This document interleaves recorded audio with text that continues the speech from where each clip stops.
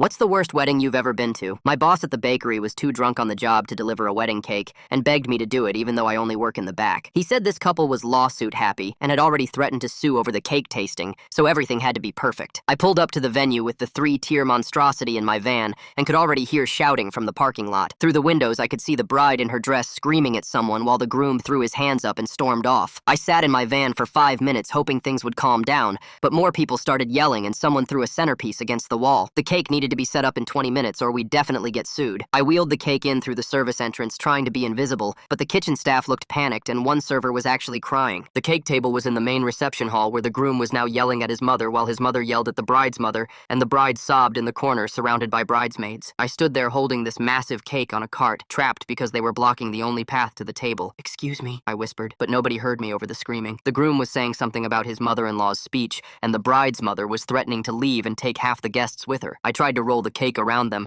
but the best man grabbed my shoulder and asked if I thought the groom was overreacting. I just shook my head and kept moving, but then he followed me, drunk and rambling about how the bride had been cheating with her personal trainer. I finally got to the cake table and started the delicate process of transferring each tier while the fight escalated behind me. The bride had stopped crying and started screaming back, something about the groom's secretary, and then I heard glass shatter. A champagne flute had hit the wall 3 feet from where I was standing, and tiny shards sprinkled onto the cake table. I picked them off with tweezers while my hands shook, because if there was glass in the cake, we'd lose our business license. The photographer rushed over demanding I move the cake to better lighting, but I couldn't move it now that it was assembled. She started arguing with me while the bride and groom's fight moved closer. The groom knocked over the gift table and presents scattered everywhere. The bride screamed that the wedding was off and started pulling at her dress like she was going to rip it off right there. I had the cake assembled and was backing away when the maid of honor grabbed me and started sobbing into my shirt about her non-refundable dress. I tried to extract myself, but she had fistfuls of my uniform and wouldn't let go. Behind her, the groom had picked up a chair and was holding it over his head while his groomsmen tried to calm him down. The bride was throwing her bouquet at him repeatedly, screaming with each throw. The DJ tried playing music to calm everyone, but that made it worse because the bride screamed it was their song and collapsed to the floor. The groom dropped the chair and ran to her. I used that moment to break free and head for the exit, but the mother of the bride intercepted me, demanding to know if the cake was gluten-free because her sister was celiac. I stammered that I just delivered it while she got increasingly hysterical about attempted murder. The venue coordinator appeared screaming about insurance liability, while behind her the wedding party had started taking sides, squaring off like some kind of civil war. The flower girl was crying and threw her basket at the ring bearer who threw the pillow back, rings flying somewhere under the tables. My van was blocked in by catering trucks and a limo parked sideways across the service road. I went back inside to find someone with keys and walked straight into the officiant who grabbed my arm asking if I'd witnessed the ceremony because he needed to know if it was legally binding before they divorced. The bride's father was threatening to call his lawyer, while the groom's father threatened to call his better lawyer. The bride and groom suddenly stopped fighting and both turned to stare at the cake. They walked toward it together, and I felt relief thinking maybe the cake would save the wedding, but the bride was saying the roses were the wrong shade of pink. The groom was measuring the tears, saying they looked uneven. They both turned to me at the same time, and I saw something shift in their faces, like they'd found a common enemy. "You," the bride said, mascara streaming down her face. "You ruined everything. The cake was late, and now look what happened." The groom stepped closer, still holding a champagne bottle by the neck. "She's right. This is your fault. Everything was perfect until you showed up." I stepped backward, but hit the cake table and froze as they both moved toward me. The groom raised the champagne bottle higher, and the entire wedding party turned to watch what would happen next. My hands fumbled for my phone in my pocket while trying to keep my eyes on both of them. The bride grabbed my arm and yanked me forward while the groom circled around to block my exit path. I pulled out my phone and started taking photos of the cake as fast as I could. The flash went off and lit up the perfect pink roses and the completely level tears. The bride screamed at me to stop taking pictures and lunged for my phone, but I twisted away. I kept snapping photos while backing around the table, getting every angle of the undamaged cake. The groom tried to grab my phone too, but I shoved it in my pocket and ran toward the kitchen. The venue coordinator was by the service door making frantic phone calls about liability insurance. I waved the delivery form at her, but she turned away and kept talking about coverage limits. I tried to tap her shoulder, but she walked outside still on her phone. The form crumpled in my sweaty hand as more shouting erupted behind me in the reception hall. I pulled out my phone again and called my boss, praying he'd pick up this time. He answered on the 5th ring, and I could barely understand his slurred words over the background noise of a bar. I told him they were blaming me for ruining the wedding, and he just laughed and said no refunds. When I explained about the champagne bottle and the threats, the line went dead. A guest shoved a phone in my face and started recording while telling me I was the worst vendor she'd ever seen. She followed me as I tried to get away, narrating to her camera about unprofessional cake delivery people. I worried about the video ending up online and destroying the bakery's reputation,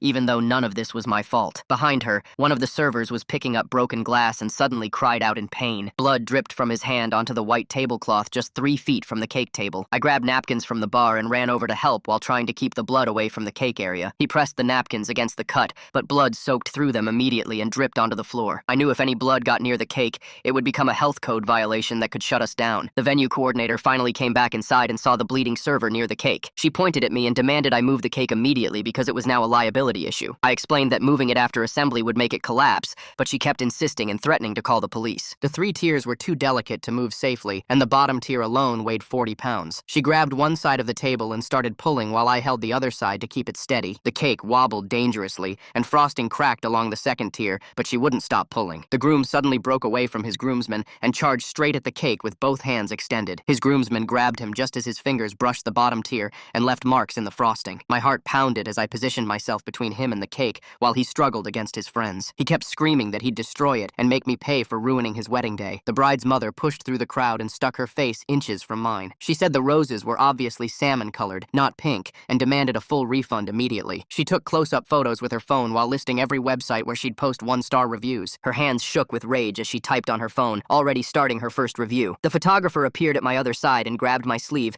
insisting I move the cake to better lighting. She said if I didn't move it right now, she'd tag the bakery in every negative post she made. I tried to explain again that assembled cakes couldn't be moved safely, but she kept pulling on my arm. The venue coordinator was still trying to drag the table while the photographer pulled me the opposite direction. More guests had their phones out now, recording everything while the chaos got worse around us. The bleeding server had wandered too close to the cake, trying to find more napkins for his hand. A drop of blood fell and landed on the white tablecloth an inch from the cake stand. I dove forward with napkins to cover it before anyone noticed, but knocked into the bride's mother. She screamed that I'd assaulted her and started calling 911 on her phone. The groom broke free again and got within a foot of the cake before being tackled by the best man. They crashed into the gift table, and more presents scattered across the floor, breaking whatever was inside. The DJ started playing music at maximum volume, trying to drown out the screaming, but it just made everything more chaotic. The bride ripped off her veil and threw it at me, screaming that I'd destroyed her life. There's something really strange about how quickly they turned on the cake delivery person when they were just fighting each other seconds before. Makes me wonder if this couple always needs someone to blame when things go wrong. The flower girl started crying again and threw her remaining petals at everyone within reach. I tried to edge toward the exit, but found myself completely surrounded by angry wedding guests recording me. My uniform was soaked with sweat and the maid of honor's tears from earlier, and now had blood on it too. The cake still stood perfectly assembled on its table, the only thing in the room that wasn't destroyed yet. The double doors burst open, and 2 security guards rushed in with police officers right behind them. One officer raised his hand and announced nobody could leave until they gave statements about the incident. My heart sank because my van was still blocked by that limo anyway. The officer started taking names while his partner radioed for backup. I edged toward him to ask about moving the vehicles, but he held up a finger to wait. The bride's mother was screaming at him about false imprisonment, while the groom's father threatened to call the mayor. More guests crowded around, recording everything on their phones. I finally got close enough to tap the officer's shoulder. He turned and I asked if someone could move the limo blocking the service road. He shook his head and said all vehicles had to stay put for the investigation. The walls felt like they were closing in on me. I needed air but couldn't leave without my delivery form signed. The kitchen staff appeared from the service hallway looking relieved the cops were here. The head server grabbed my arm and pulled me toward the kitchen. She pointed at the cake and said since the reception was ruined anyway, I should just cut it now. I shook my head and explained my contract only covered delivery, not serving. She got angry and said the cake would go to waste. I pulled out my phone and showed her the contract terms. She stormed off muttering about useless vendors. The best man stumbled over again with a fresh drink in his hand. He leaned too close and his breath reeked of whiskey. He started rambling about how the groom had been sleeping with his secretary for 6 months. He laughed and said that made them even since the bride was cheating too. I tried to step away, but he followed me. He kept saying everyone knew about both affairs except the couple themselves. I spotted someone across the room holding up their phone and talking loudly. They were live streaming the whole disaster, and I heard them say the wedding planner had ruined everything. They pointed the camera at me and announced I was the planner who destroyed the wedding. Comments started flooding the screen, blaming me for the chaos. I waved my hands trying to signal I was just the cake delivery person, but they kept filming. The flower girl and ring bearer suddenly ran up to me holding something shiny. They'd found the wedding rings under a table and brought them to me for some reason. The bride's father saw this and started yelling that I'd stolen the rings. The groom's mother joined in saying she saw me near the gift table earlier. I held up the rings trying to explain the kids just gave them to me. Nobody listened, and more phones turned in my direction. I set the rings on the nearest table and backed away. That's when I noticed the cake starting to lean to one side. The table wasn't level and the weight was shifting. I rushed over and grabbed napkins to shove under the table leg. Everyone stopped yelling to watch me scramble around the cake. Some guests actually looked disappointed when I managed to stabilize it. The venue coordinator finally appeared with my delivery paperwork. She signed it, but wrote a long note about an incident occurring during delivery. I didn't care anymore and just wanted to leave. I grabbed the signed form and headed for the service entrance. The bride suddenly appeared in front of me, blocking the doorway. She clutched her stomach and claimed the cake made her sick. I pointed out nobody had eaten any cake yet. She insisted the smell alone was making making her nauseous, and she'd sue for poisoning. Her bridesmaids surrounded me, nodding and agreeing with everything she said. One claimed she felt dizzy just looking at the cake. Another said the frosting looked contaminated. I tried to push past them, but they formed a wall. The groom wandered over, still carrying that champagne bottle. He swayed on his feet and got way too close to the cake table. I abandoned my escape attempt and moved between him and the cake. He tried to go around me, but I kept blocking him. The last thing I needed was him destroying the evidence that the cake was fine. He finally gave up and stumbled toward the bar instead. The police officer from earlier walked over with his notepad out. He needed my statement about what I'd witnessed. I explained I just delivered a cake and got caught in the middle. He wrote everything down while the families kept interrupting with their own versions. The bride claimed I'd been late, and that started the whole fight. The groom said I'd brought the wrong cake flavor. Neither was true, but the officer kept writing. I showed him my delivery slip with the correct timestamp. He compared it to the venue's security log and confirmed I'd arrived on time. The bride's mother snatched the paper, claiming it was forged. The officer took it back and told her to calm down. More police arrived and started separating the wedding parties. They moved the bride's side to one end of the hall and the groom's to the other. I stood in the middle, still trapped with no way to leave. The head of security announced they'd be reviewing surveillance footage. Everyone suddenly got quiet, realizing their behavior was all on camera. The venue coordinator whispered that the cameras caught everything, including the initial fight. The bride and groom looked at each other across the room. For a second, I thought they might reconcile, but then they both started texting frantically, probably calling lawyers based on the grim expressions. The groom was still holding that champagne bottle when he stumbled backward into the cake table, and the bottle tipped forward. Golden liquid splashed across the bottom tier and soaked right into the white fondant. I grabbed napkins from the nearest table and started blotting while the stains spread like a disease across the perfect white surface. My decorating kit was still in the van, so I ran back through the service entrance and grabbed my emergency supplies. The fondant was already getting sticky and soft where the champagne hit, but I had some extra white icing in a tube. I smoothed it over the damaged spot and used my offset spatula to blend the edges while everyone kept screaming at each other behind me. The repair wasn't perfect, but from a few feet away you couldn't tell unless you knew where to look. My phone buzzed with a text from my boss, asking why the hell I was still at the venue when the delivery should have taken 20 minutes max. I typed back that the police were here and nobody could leave, but he immediately called me a liar and said he'd dock my pay for every extra minute I was there. Another text came through saying I better not have damaged the van or eaten any of the leftover cake samples in the back. I wanted to throw my phone at the wall, but instead I remembered we kept delivery contracts in the glove compartment for situations exactly like this. The van was still blocked in, but I squeezed through the catering trucks to get to it and found our standard contract with the liability clause highlighted in yellow. It said clear as day that once the cake was delivered and set up, any damage was the client's responsibility. I took photos of that section with my phone and also grabbed the signed copy from this morning when the bride's mother had picked up the cake topper. The venue coordinator appeared at my elbow looking frazzled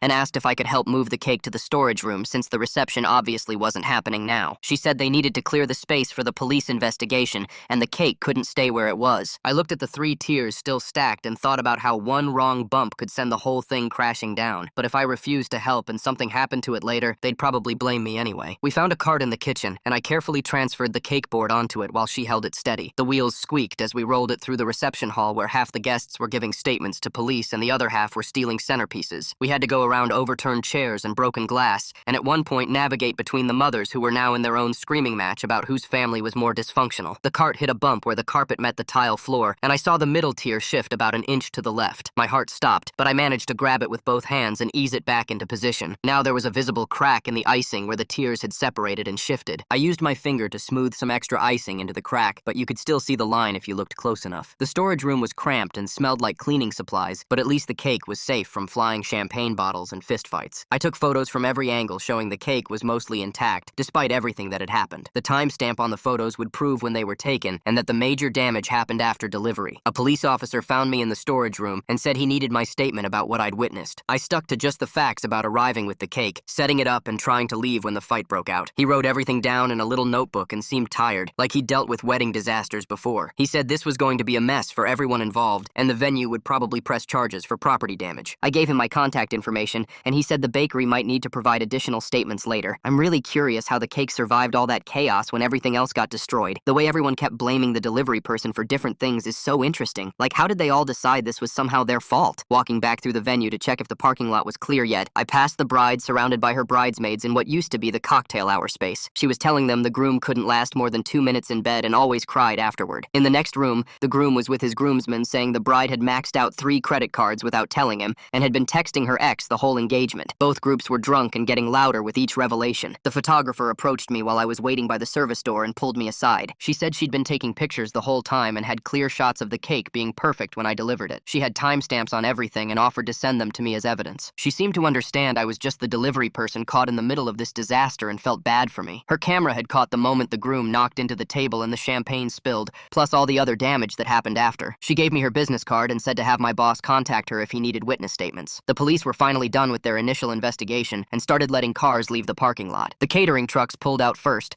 then the limo that had been blocking everyone else. I'd been trapped at this nightmare wedding for 3 hours when it should have been a quick 20-minute delivery. The officer who took my statement gave me a case number and said the bakery would probably be contacted by insurance companies and possibly lawyers. He wished me luck and said I should document everything I could remember while it was still fresh. I sat in my van for a minute before driving away, looking at the venue where people were still yelling and crying and throwing things. The drive back to the bakery took 40 minutes and my phone started buzzing before I even got on the highway. My boss was calling, but I couldn't answer while driving, so I let it go to voicemail 5 times before he started texting in all caps about needing an immediate report. When I finally pulled into a gas station to call him back, he was already drunk again and shouting that I needed to write up how the venue damaged the cake during setup. I told him that wasn't what happened, and he got quiet for a second before saying, I better think real hard about my job security. He wanted me to say the venue staff knocked into the cart and caused the glass contamination, but I couldn't put lies in writing that could get us sued for fraud. He hung up on me when I refused and sent 17 more texts demanding the false report by midnight. I drove the rest of the way home trying not to think about losing my job, but knowing I couldn't write what he wanted. That night I was heating up leftover pasta when my roommate showed me her phone, and there I was in the background of some wedding guests' TikTok, standing frozen with the cake while the bride screamed at the groom. The video already had 200,000 views, and people in the comments were trying to figure out what bakery I worked for based on my uniform. Within an hour, 3 more videos from different angles went viral, and someone had identified our bakery logo on my shirt. The bakery's Instagram got flooded with 1-star reviews from people who'd never even been customers, calling us incompetent and saying we ruined weddings. My boss called me screaming at 11 p.m. because corporate was threatening to revoke his franchise license over the social media disaster. The next morning, I woke up to 14 missed calls from an unknown number that turned out to be the county health department. The inspector said they'd received multiple reports about glass contamination at a catered event and needed all documentation about our involvement immediately. I explained we only delivered a cake, and I had photos showing it was intact when I left, but she said they still needed to investigate since our business was named in the complaints. She wanted delivery receipts, preparation logs, ingredient lists, and a written statement about everything I witnessed. My boss called while I was gathering the paperwork and started yelling that this was all my fault for not leaving the cake and running when things got bad. He said any delivery driver with sense would have abandoned the venue instead of standing around like an idiot while everything fell apart. I reminded him he'd begged me to make sure the delivery was perfect because they were lawsuit happy, but he said that didn't mean I should have stayed 3 hours. He kept repeating that I let the situation get out of hand, even though all I did was deliver a cake and try to leave. The health inspector showed up at the bakery that afternoon with a clipboard and started examining everything in the kitchen. She made us throw out 3 sheet cakes that were cooling on racks because they might have been exposed to glass particles, even though the glass incident happened 20 miles away at the venue. We lost $200 in ingredients plus the labor time, and she kept finding more things that had to be discarded just in case. My boss followed her around trying to convince her nothing was contaminated,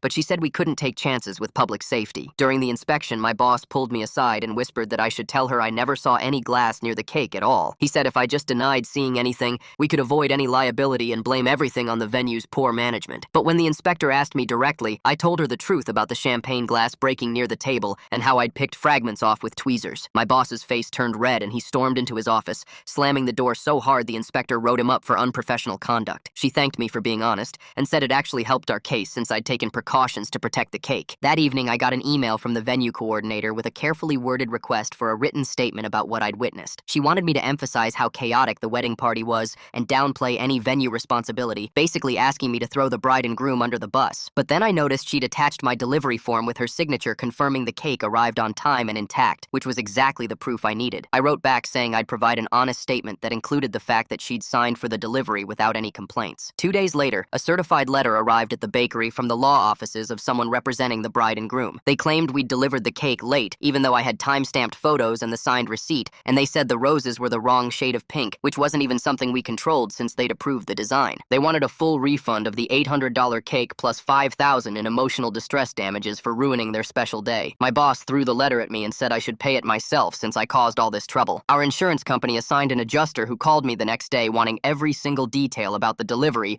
and the 3 hours I was trapped there. I sent her all my photos with timestamps, the delivery receipt the venue coordinator signed, copies of my texts to my boss asking for help, and even the police report number. She said my documentation was excellent, and it was clear we'd fulfilled our contract, but the claim would still take weeks to resolve. My boss decided to punish me by cutting my hours from 40 a week to 20, saying he couldn't afford full-time employees who caused legal problems. I started looking for other jobs immediately, but needed the income, so I had to accept the reduced schedule and pretend everything was fine. 2 days into my new schedule, the photographer from from the wedding emailed me a link to download the professional photos she'd taken. She said she thought I might need them for legal purposes and wanted to help since I'd been so professional during the chaos. I clicked through hundreds of photos showing the perfect 3-tier cake sitting on the table before everything went wrong. The timestamp on each photo proved we'd delivered on time and the cake looked exactly like what they'd ordered. Then I found the photos from after the champagne bottle incident and my stomach dropped. One shot clearly showed the damaged bottom tier with frosting smeared and flowers knocked off where the bottle had hit. The photographer had accidentally captured the whole thing in the background while taking photos of the dance floor. I forwarded everything to our insurance company immediately. The claims adjuster called me back within an hour saying these photos were exactly what they needed. She said they showed we'd delivered the cake perfectly and any damage happened after we'd completed our contract. A week later, the insurance company sent a letter saying they'd offer the couple a partial settlement to make the whole thing go away. The settlement was less than what they were demanding, but enough to avoid a lawsuit. My boss called me into his office waving the letter around. He said the bakery still had to pay a $1,000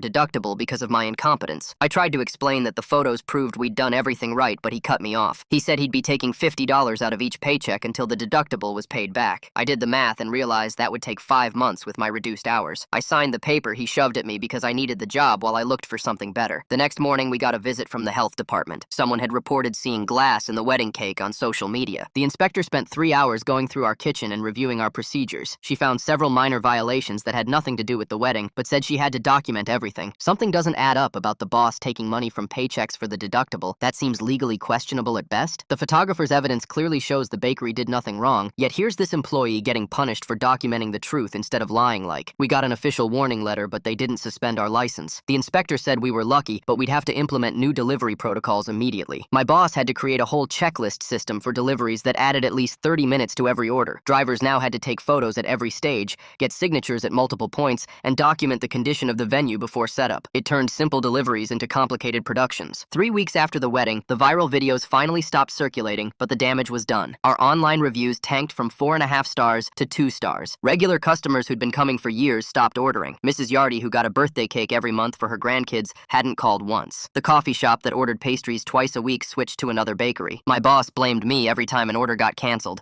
even though most customers explicitly mentioned seeing the wedding videos. He'd walk past me in the kitchen and mutter about how one person could destroy 20 years of reputation. We barely spoke beyond him giving me delivery addresses and me confirming pickup times. He stopped making eye contact and would leave the room when I entered. The other employees felt the tension and started avoiding both of us. The woman who decorated cakes told me she was sorry about everything but couldn't risk taking sides. Even with fewer orders, I was only getting my 20 hours a week while everyone else kept their full schedules. 4 weeks after the wedding, our lawyer called with unexpected news. The couple was getting divorced and their lawyers had bigger problems than our cake. The bride's attorney sent a notice saying they were dropping the case against us. Apparently, the bride and groom couldn't agree on whether to pursue the lawsuit since they were now fighting over everything else. The lawyer said this was the best possible outcome for us. My boss actually smiled when he heard, but still didn't increase my hours. That same day, I got an email from the venue coordinator. She thanked me for maintaining my professionalism during what she called the most insane wedding she'd seen in 30 years. She said she'd been in the business long enough to recognize when someone was scapegoated. She offered to be a reference if I ever needed one, and mentioned she knew people at several catering companies. I took that as my sign to seriously start job hunting. I applied to 15 places that week. Most didn't respond, but 3 called me for interviews. The first 2 went nowhere once they Googled my name and found the wedding videos. The third was a corporate catering company that delivered to the office buildings and events. The manager had already seen the videos before I came in. She said she was impressed that I'd managed to set up the cake perfectly despite the chaos. She asked me to explain exactly what happened and actually listen to my side. They offered me the job on the spot with better pay and benefits. The company had real delivery protocols and a legal team on retainer for difficult clients. My last week at the bakery dragged on forever. On my final Thursday, my boss finally talked to me beyond work stuff. He stood in the doorway of the break room and said maybe he shouldn't have sent me alone to such an important delivery. He said he'd been stressed about money and made a bad call. It was too little too late, but at least he said it. I just nodded and went back to loading the van for my last delivery. My new job started the following Monday. The first thing they showed me was their delivery system where drivers always worked in pairs for large orders. They had lawyers on retainer specifically for problem clients. Every vehicle had cameras, and every delivery required extensive documentation. The training manager said they'd learned the hard way that some clients would blame vendors for anything that went wrong. Looking at their procedures made me realize how badly my old boss had been running things all along. 6 months later, I was grabbing coffee downtown when someone called my name, and I turned to see the venue coordinator from that wedding walking toward me with her own drink. She sat down at my table and immediately started telling me how that whole disaster had changed their business policies completely. They now had a rule where no deliveries could happen if there was an active dispute happening between the wedding party because of what went down that day. She pulled out her phone and showed me the actual written policy they'd put in their contracts with the words,